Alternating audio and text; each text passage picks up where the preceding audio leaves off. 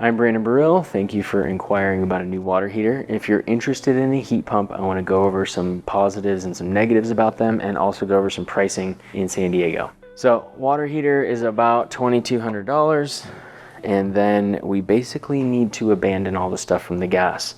If you're converting from gas, all of that needs to be taken down and capped off.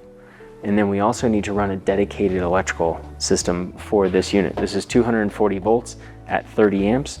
Requires a 2-pole breaker that we then have to go all the way back to the main panel and then go all the way to the water heater. I'm not an electrician, I'm a plumber. We can do the work, but we recommend finding an electrician to do it. The electrician part makes these things not worth it, because you're gonna spend a couple grand putting in a dedicated line with conduit and all the work it takes to pull the wire to this thing. By the time you're doing it, you're looking at 6 grand. Now the cool thing is, if you have solar panels, you're probably not going to pay anything for fuel or electricity because you've already got it, but the upfront cost is pretty extreme. We use the Bradford White brand because we have a good relationship with Bradford White. When anything goes wrong, they send us the parts, they take care of us. If something is dramatically wrong with it, they'll give us a new water heater.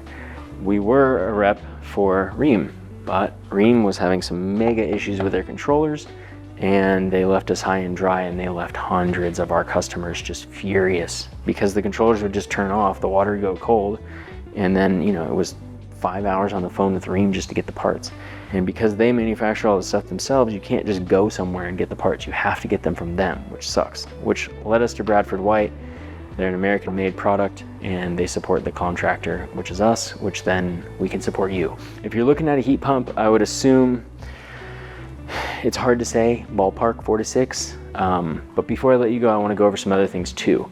You can run this in heat pump mode, which is basically an air conditioner in reverse, and it will make, you know, 15 to 25 gallons an hour, which is pretty much nothing if you're using a lot of hot water, which means you then have to size this thing up, and the installation requirements need 6 inches from the wall to the back of the thing to breathe.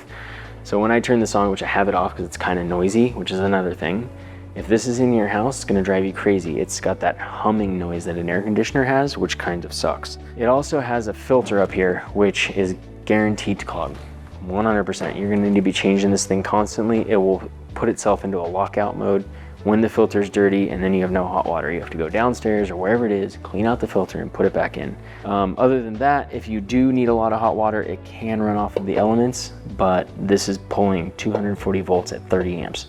So it's going to be drawing probably more than anything else. The only thing else that'll pull more power than that is your Tesla charger, but only by 20 amps. So the voltage is the same, it's just a faster draw. I think they're kind of cool. You do have to work with their limitations. They're not going to recover quickly. If you take a bath, that's it for hours, right? So if you're the type of guy who takes a shower a couple times a day, you should be fine. If you have a huge family, probably going to be better off going with a tankless.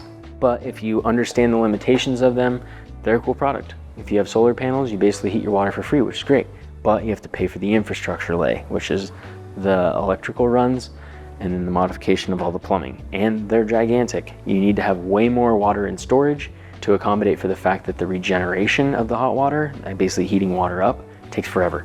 That's why this is so much bigger. I mean, these are pretty much comparable units, but this thing is the size of a 75-gallon water heater, and this thing is tiny. So a lot of times you can't even fit it anywhere. So I admire the fact that you want to try to use your photovoltaic, but they do have a lot of limitations. Before you go through with this, make sure that you understand them all.